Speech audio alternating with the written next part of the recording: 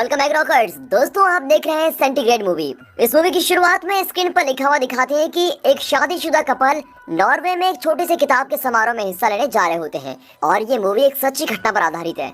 फिर दिखाया जाता है कि एक कार पूरी तरह से बर्फ से ढकी हुई है। नियोमी नाम की एक औरत कार के अंदर उठती है और देखती है कि उसकी पूरी कार बर्फ से ढकी हुई है।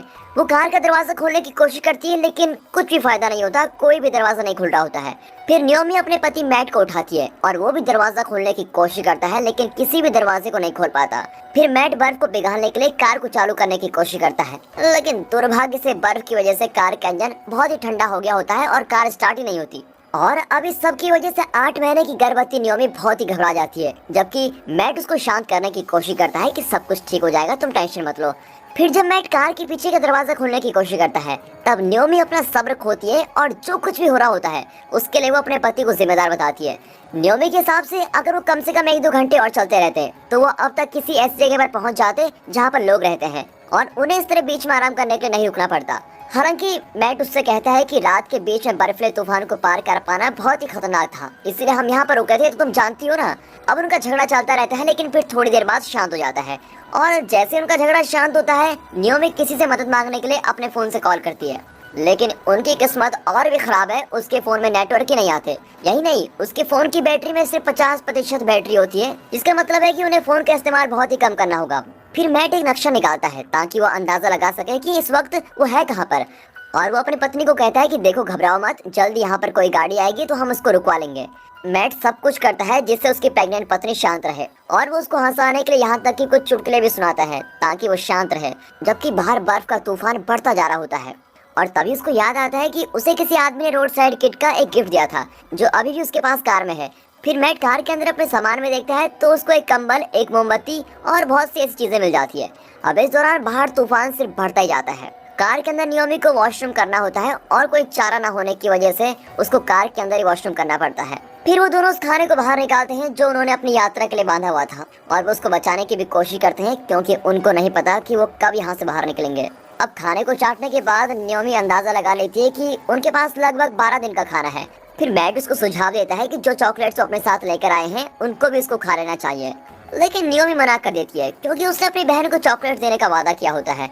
अब ये देखते हुए कि चीजें धीरे धीरे धुंधली होती जा रही है, नियोमी अपने पति को कहती है कि वो कार का शीशा तोड़े और बर्फ को खोदकर वहां से बाहर निकले। लेकिन इस वक्त मैट इस बात की बहुत ही खराब होता है क्योंकि उन्हें नहीं पता होता कि बाहर के हालात कैसे हैं और हो सकता है कि बाहर जमा देने वाली ठंड पड़ रही हो, इसलिए मैट कार के अंदर रहने का फैसला करता है। लेकिन ये बात सुनकर नियोमी बहुत ही गुस्सा हो जाती है और फिर उन दोनों में एक बार फिर से बहस शुरू हो जाती है, लेकिन आखिर में नियोमी को शांत होना ही पड़ता है। और अब ऐसे करते करते 4 दिन बीत चुके हैं और वो अभी भी कार में फंसे हुए हैं। बाहर का तापमान बहुत ही ठंडा होता जा रहा होता है। अब खाने की चीजों को बचाने के लिए मैट थोड़ा ही खाने का फैसला करता है। वो अपनी गर्भवती पत्नी के लिए खाना बचाता है क्योंकि उसको इस समय खाने की ज्यादा जरूरत है। और फिर जब मैट सो रहा होता है तो गलती से उसका पैर पानी की बोतल पर लगता है और पानी नीचे गिर जाता है। अब मैट बहुत ही दुखी होता है और अपनी पत्नी को डांटता है कि तुमने पानी की बोतल बंद क्यों नहीं की थी, और दोनों में फिर से बहस शुरू होने लगती है। अब जब वो दोनों सो रहे होते हैं तब कार के ऊपर किसी के चलने की आवाज आती है और ये सुनकर वो दोनों उठ जाते हैं। अब दोनों बहुत ही खुश होते हैं कि चलो कोई तो यहाँ पर आया, लेकिन उनकी मदद की आवाज को किसी वजह से बाहर लोग अनदेखा कर देते हैं। अब इस वजह से नियोमी बहुत ही निराश हो जाती है, जबकि मैट उसको ये कहकर शांत करता है कि सब कुछ ठीक हो जाएगा, सब कुछ ठीक हो जाएगा। और अब 7वें दिन एक हफ्ता बर्फ से ढकी कार के अंदर फंसे रहने के बाद मैट मोमबत्ती की मदद से कार की खिड़कियों को गर्म करता है ताकि कांच थोड़ा गर्म हो और उसको तोड़ सके। नियोमी के पास कुछ करने को नहीं होता तो वो अपने फोन को खिलौने की तरह उछालकर खेलने लगती है और गलती से उसका फोन नीचे गिर जाता है, जिसकी वजह से वो टूट भी जाता है और फोन की बैटरी भी बाहर निकल जाती है। वो फोन को उठाकर वापस एक साथ जोड़ती है, लेकिन उनकी किस्मत अच्छी होती है, फोन काम भी करने लगता है और उसमें नेटवर्क भी आ जाते हैं। और तुरंत नियोमी जल्दी से अपने पिता को कॉल लगाती है और वो रोते हुए उनको बताती है कि कैसे उनकी कार बर्फ के अंदर फंस गई है और उनको जल्द से जल्द किसी की मदद की जरूरत है। और आगे कहती है कि पता नहीं हम किस जगह पर फंस गए हैं, लेकिन तभी बात करते करते फोन की बैटरी बंद हो जाती है। और अब मैट थोड़ा परेशान होता है और उसको फिर डांटता है कि अगर तुम्हारे फोन में नेटवर्क आ गए थे तो मुझको क्यों नहीं बताया, मैं उनको डायरेक्ट जगह बता देता कि हम कहाँ पर फंसे हैं। और अब ऐसे करते करते 9 दिन हो चुके हैं। नियोमी कहती है कि काश वो दोनों इस छोटे से किताब के समारोह में ना आए होते तो वो अभी इन हालातों में फंसे ही ना होते। फिर वो मैट को कुछ खाने के लिए कहती है, हालांकि वो मना कर देता है और ज्यादा से ज्यादा खाना अपनी पत्नी और होने वाले बच्चे के लिए बचाता है। नियोमी एक बार फिर से मैट को कार की खिड़की तोड़ने के लिए कहती है, लेकिन मैट अभी भी मना करता है क्योंकि उसका मानना है कि एक बार खिड़की टूटने के बाद उनके पास सर छुपाने का कोई भी ठिकाना नहीं बचेगा और अब 11वां दिन हो गया है और ऐसा लगता है कि तूफान कभी खत्म नहीं होगा। और नियोमी का भरोसा धीरे धीरे टूटना शुरू हो जाता है और वह अपने पति को एक चिट्ठी लिखने के लिए कहती है, क्योंकि अब उसको यकीन नहीं होता कि वो बच पाएंगे। अब मैट इस बात से थोड़ा चिढ़ जाता है और कहता है कि वो दोनों जरूर यहाँ से जिंदा बाहर निकलेंगे। फिर कुछ देर बाद ही उन्हें बर्फ को रास्ते से हटाने वाली एक गाड़ी की आवाज सुनाई देती है। वो बहुत चिल्लाते हैं कि कोई उनकी आवाज को सुन ले, लेकिन दुर्भाग्य से वो कुछ कर ही नहीं पाती और गाड़ी वहाँ से गुजर जाती है। अब मैट बिल्कुल ही टूट जाता है और रोने लगता है। और इस बार नियोमी की बारी होती है उसको शांत करने की। अब 15वां दिन है। 2 हफ्ते कार में फंसे रहने के बाद अब उनके पास पीने का पानी भी नहीं है, जो था वो गिर चुका है। फिर मैट बाहर से कुछ बर्फ लेने की कोशिश करता है ताकि वो पानी पी सके। और फिर रात को नियोमी के पेट में दर्द होने लगता है, यानी कि वो बच्चा देने वाली है। फिर वो अपने कपड़े उतारती है और तेज तेज सांस लेती है और तभी वो गाड़ी की सीट के ऊपर का हिस्सा निकालती है और खिड़की को तोड़ने लगती है, जिसकी वजह से मैट की आंख खुल जाती है।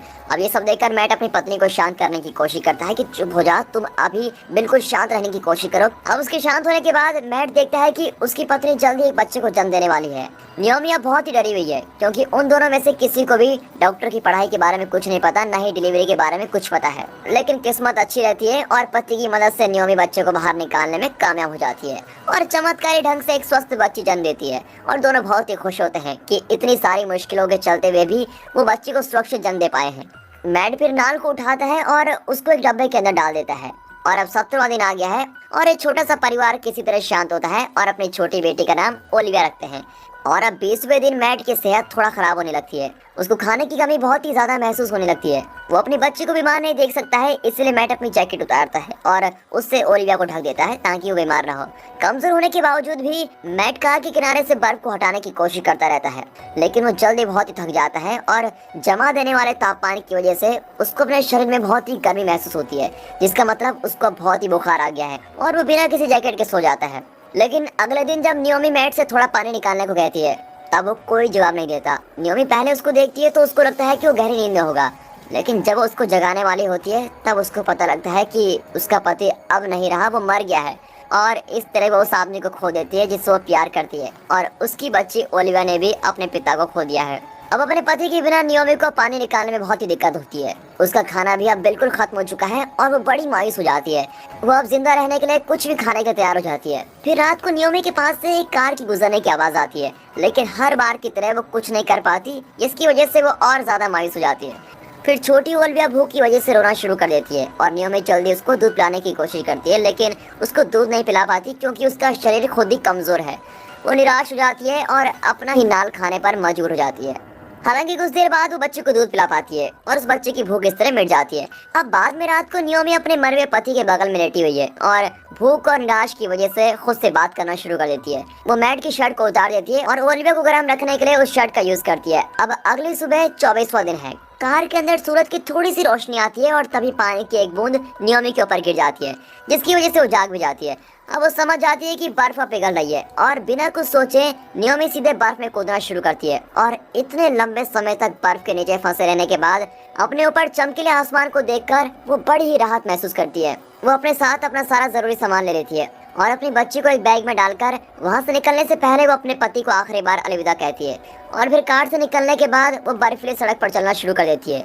रास्ते में उसे सड़क के किनारे एक निशान दिखाई देता है जो बता रहा है कि पास ही में लोग रहते हैं। फिर नियोमी अपनी बेटी के लिए काफी घंटों तक चलती रहती है और सूरज डूबने वाला होता है और आखिर में उसके सामने एक बिल्डिंग होती है, जिसको देखकर बहुत ही मुस्कुरा रही होती है। और दोस्तों, मूवी के आखिर में लिखा हुआ दिखाते हैं कि नियोमी और उसके बच्चे को पास के हॉस्पिटल में ले जाया गया। एक्सपर्ट्स का मानना है कि वो इग्लू इफेक्ट की वजह से बच पाए, जो उन्हें बाहर की ठंड से बचा रहा था। आज नियोमी किताबें लिखती है और उसने अपने सारे काम को अपने मरे हुए पति के नाम पर समर्पित कर दिया। और दोस्तों, यहाँ पर ये सर्वाइवल मूवी खत्म होती है।